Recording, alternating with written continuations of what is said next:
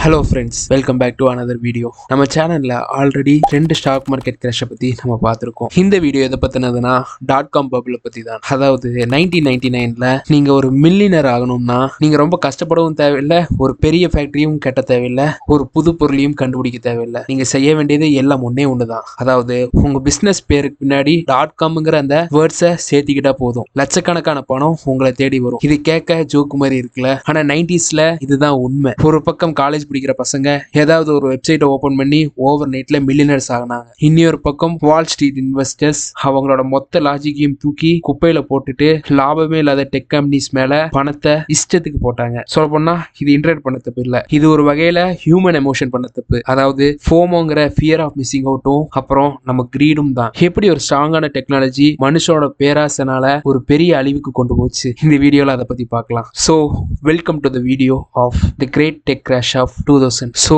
வீடியோக்கு போகிறதுக்கு முன்னாடி இந்த சேனல் சப்ஸ்கிரைப் பண்ணிடுங்க. வாங்க வீடியோக்குள்ள போகலாம். ஆகஸ்ட் 9, 1995 இந்த நாள் தான் உலகத்தோட தலையெழுத்தையே மாத்தின நாள். அன்னைக்கு தான் நெட்ஸ்கேப் நேவிகேட்டர்ங்கிற கம்பெனி அவங்களோட IPO இனிஷியல் பப்ளிக் ஆஃபரிங்க ஷேர் மார்க்கெட்ல வெளியிடுறாங்க. நெட்ஸ்கேப் பத்தி சொல்லணும்னா அது ஒரு வெப் ப்ரௌசர். அதுக்கு முன்னாடி இன்டர்நெட்ங்கிறது வெறும் பிளாக் ஸ்கிரீன்ல டைப் பண்ற டெக்ஸ்ட் மட்டும் தான். நெட்ஸ்கேப் தான் இன்டர்நெட்டுக்கு இமேஜஸ் அப்புறம் கலர்ஸ் கொடுத்துச்சு. ஆனா நெட்ஸ்கேப் கிட்ட ப்ராஃபிட் இல்ல, அவங்க கம்பெனியே லாஸ்ட்ல தான் ஓடிட்டு இருந்துச்சு. ஆனா IPO ரிலீஸ் ஆன உடனே $28 சேல் பண்ற ஷேர் ஒரே நாள்ல $75 தொட்டுச்சு. ஒரே நாள்ல நெட்ஸ்கேப்போட வேல்யூ இன்க்ரீஸ் ஆயிருக்கு. இந்த ஒரு விஷயம் மொத்த வேர்ல்டுக்கும் ஒரு விஷயத்தை ஒன்று சொல்லுச்சு. அதாவது 1849ல கலிபோர்னியா கோல்டு ரஷ்னு ஒன்று நடந்துச்சு. இது என்னன்னா பூமிக்கு அடியில தங்கம் இருக்குன்னு தெரிஞ்சதும் லட்சக்கணக்கான மக்கள் கோல்ட தேடி ஓடினாங்க. ஆனா உண்மையில அங்க பணக்காரன் ஆனது யார் தெரியுமா? தங்கத்துக்கு வேண்டி குழி தோண்டினவங்க இல்ல, அந்த தங்க குழியை வெட்டுற ஆளுகளுக்கு மண்வெட்டியும் ஃபேண்ட்டும் வித்தவங்க தான் பணக்காரன் ஆனாங்க. லிவிஸ் ட்ரஸ் கம்பெனி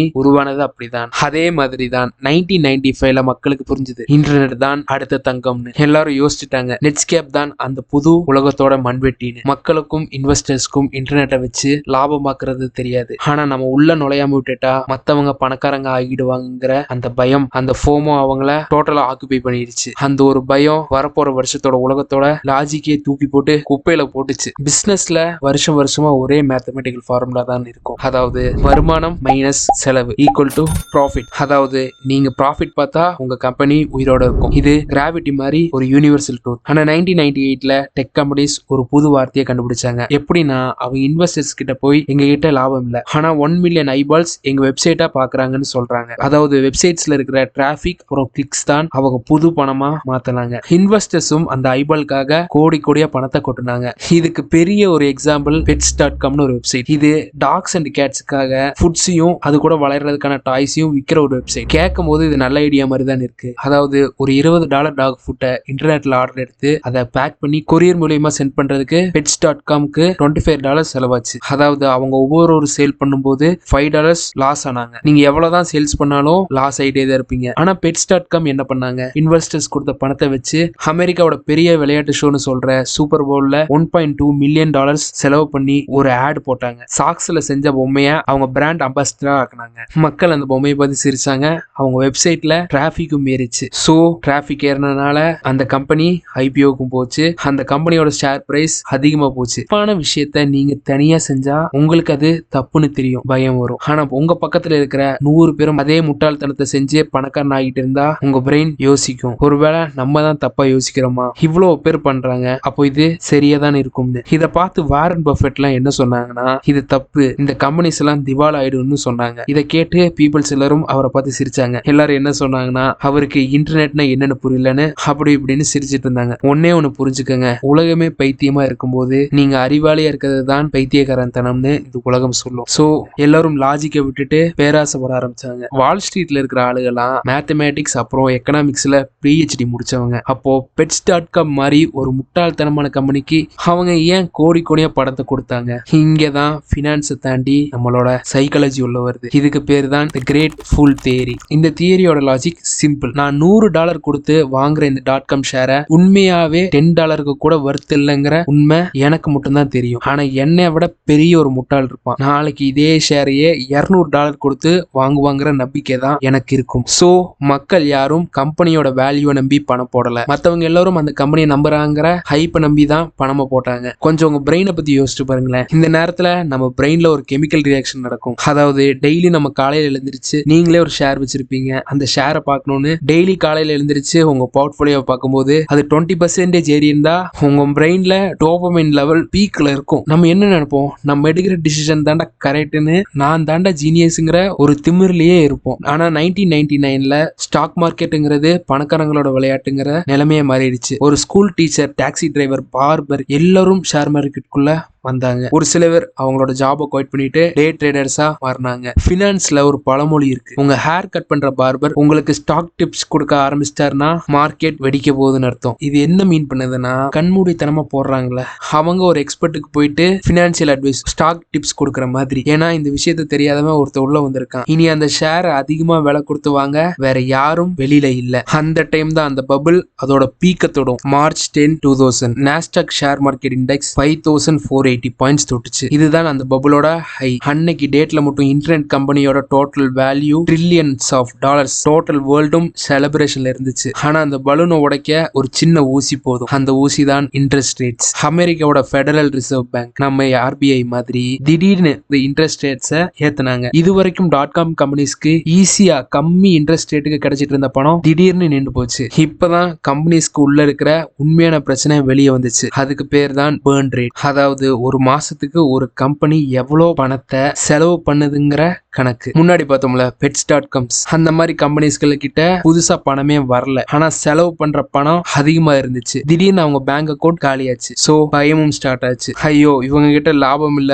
கையிலயும் காசு இல்லன்னு உண்மை புரிஞ்சது. இன்வெஸ்டர்ஸ் திடீர்னு அவங்க ஷேர்ஸை சேல் பண்ண ஆரம்பிச்சாங்க. ஒரு நாளைக்கு மட்டும் டெக் ஷேர்ஸ் 10% குறைஞ்சிச்சு. வாரம்னு 20% மேல குறைஞ்சிக்கிட்டே வந்துச்சு. எல்லாரும் சேல் பண்ணத ஆரம்பிச்சாங்க. ஆனா வாங்க ஆளே இல்ல. ஆயிரக்கணக்கான கம்பெனிஸ் ஒரே மாசத்துல டிவால் ஆச்சு. டெக் கம்பெனிஸ் மில்லியன் கணக்குல செலவு பண்ணி வாங்கின சேர்ஸ், கம்ப்யூட்டர் சர்வீஸ் எல்லாம் ரோட்ல தூக்கி போட்டாங்க. pets.com IPO வந்த 268 டேஸ்ல மொத்தமா அழிஞ்சும் போச்சு. $5 trillion, அதாவது இந்தியாவோட மொத்த எக்கானமியோட பெரிய அமௌண்ட் வெறும் காத்துல காணாம போச்சு. இப்போ நம்ம $100 வாங்கினா அந்த ஷேரை $200 வாங்க ஒரு முட்டாள் வருவான்னு வெயிட் பண்ணோம்ல, ஆனா கடைசியில அது ஜீரோ வேல்யூ ஷேரா நம்ம கையில தான் இருந்துச்சு. இதுல இருந்து என்ன புரிஞ்சுக்கணும்னா, the system did not fail you, the system just revealed that you are the greater fool. March 2000ல பபிள் வெடிச்சதுன்னு பார்த்தோம். ஆனா அந்த அழிவு ஒரே நாள் நடக்கல. மார்க்கெட் கீழே விழும்போது நடுவுல லேசா மேலே ஏறும். இத பினான்சியல் டேர்ம்ஸ்ல டெட் கேட் பவுன்ஸ்னு சொல்லுவாங்க. அது கூட ஒரு முறை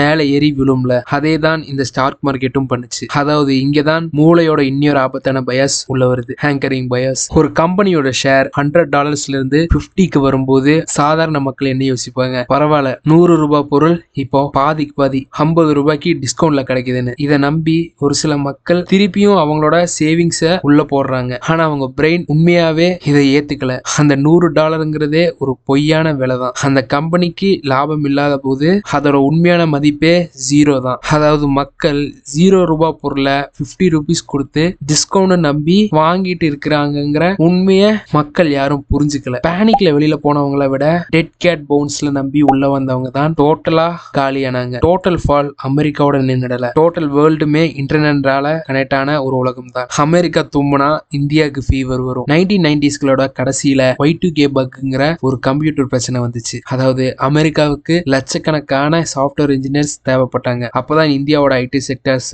பெரிய பூம் ஆச்சு. இந்தியா ஸ்டாக் மார்க்கெட்ஸ்லயும் ஐடி ஷேர்ஸ் ஹைய தொட்டுச்சு. ஒரு ஐடி வேலை கிடைச்சா அமெரிக்கால போய் செட்டில் ஆகிடலாம் கனவு நம்ம ஊர்ல இந்த ஒரு குடும்பத்துக்கும் இருந்துச்சு. ஆனா அமெரிக்கால .com பபிள் வந்த உடனே யூஎஸ் கம்பெனிஸ் எல்லாம் டிவால் ஆச்சு. அவங்க இந்தியன் ஐடி கம்பெனிஸ்க்கு கொடுத்திருந்த ப்ராஜெக்ட்ஸ் எல்லாத்தையும் உடனே கேன்சல் பண்ணாங்க. இதுக்கான ரிசல்ட் என்னாச்சுன்னா இந்தியன் ஸ்டாக் மார்க்கெட்டும் கிராஷ் ஆச்சு. விப்ரோ, இன்ஃபோசிஸ் மாதிரி பெரிய பெரிய கம்பெனிஸோட ஷேர்ஸ் கூட ஒரு சர்டன் % வரையும் கீழே விழுந்துச்சு. ஆயிரக்கணக்கான இந்தியன் சாஃப்ட்வேர் இன்ஜினியர்ஸ் வேலையை இழந்தாங்க. அமெரிக்கா போய் செட்டில் ஆகலாம்னு நினைச்ச நிறைய பேர்த்தோட கனவாவே போச்சு. வால் ஸ்ட்ரீட்ல இருந்த ஒருத்தனோட பேராசைக்கு இந்தியால உட்கார்ந்து இருந்த ஒரு எம்ப்ளாய் தன்னோட வேலையும் கனவையும் பிரைஸா கொடுத்தான். இதுதான் பட்டர்ஃப்ளை எஃபெக்ட் ஆஃப் எக்கனாமிக்ஸ். 2000 முடிவுல எல்லாம் நார்மலுக்கு வந்துச்சு. உலகத்துல இருந்த 50% டெக் கம்பெனிஸ் அழிஞ்சு போச்சு. மக்கள் இன்டர்நெட்டை பார்த்தாவே பயந்தாங்க. இது பெரிய ஸ்கேம்னு நினைச்சாங்க. ஆனா தோத்து போன கம்பெனிஸ்ல இருந்து ஒரு சில கம்பெனிஸ் வந்தாங்க. இதுக்கு மிகப்பெரிய எக்ஸாம்பிள் அமேசானை சொல்லலாம். pets.com அழிஞ்சது. ஆனா அமேசானுக்கு ஏன் எதுவுமே ஆகல? கிராஷ் நடந்த போது அமேசானோட ஷேர் பிரைஸ் $107 இருந்து வெறும் $6க்கு வந்துச்சு. சூப்பர் போல் ஆட்ஸ்லயும் ஃபேன்சி ஆபீஸ்லயும் பணத்தை பணத்தை போட்டாங்க. பெசோஸ் அந்த பணத்தை வச்சு வேர்ஹவுஸ் கட்டி டெலிவரி நெட்வொர்க் உருவாக்குனாரு. அவரோட ஃபோக்கஸ் ஐபால்ஸ் மேல இல்ல, அந்த டைம்ல கஸ்டமர் எக்ஸ்பீரியன்ஸ் மேல இருந்திருக்கும். சோ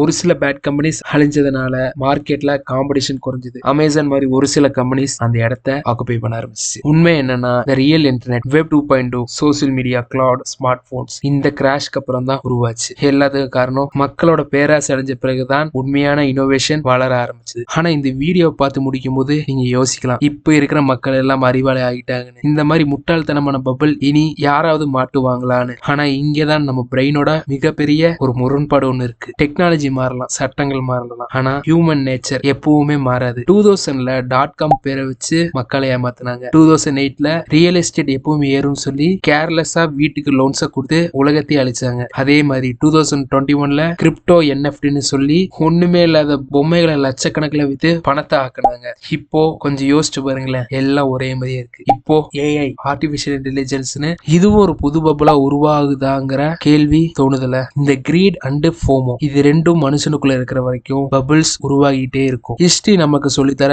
ஒரே ஒரு பாடம் இதுதான். டோட்டல் வேர்ல்டும் கூட்டமா ஒரே விஷயத்தை தேடி ஓடும்போது ஒரு செகண்ட் நின்னு யோசிங்க, நீங்க வாங்குற அந்த பொருளுக்கும் அந்த கம்பெனிக்கும் உண்மையான வேல்யூ இருக்கான்னு. இல்ல நானும் அந்த கிரேட்டர் ஃபுல் தியரியில மாட்டிக்கிட்டேன் நானு. கேளுங்க, இந்த கொஸ்டின்ஸை மட்டும் நீங்க எப்பவுமே உங்க பிரெயினுக்குள்ள வச்சிருந்தா நீங்க எந்த பபிள்லையும் மாட்ட மாட்டீங்க. இது புரிஞ்சாலே உங்களுக்கு போதும். இந்த வீடியோல ஏதோ தப்பா சொல்லியிருந்தா அதை கமெண்ட்ஸ்ல சொல்லுங்க, நானும் தெரிஞ்சுக்குவேன். வீடியோ பார்க்குறவங்கள அது புரிஞ்சுக்குவாங்க. இந்த வீடியோ பிடிச்சதா லைக் பண்ணிட்டு வேற எதை பத்தி பேசலாம்னு கமெண்ட்ஸ்ல சொல்லுங்க. உங்க எல்லாரையும் அடுத்த ஒரு நல்ல வீடியோல மீட் பண்றேன். Until then, stay rational, stay curious, keep your money safe.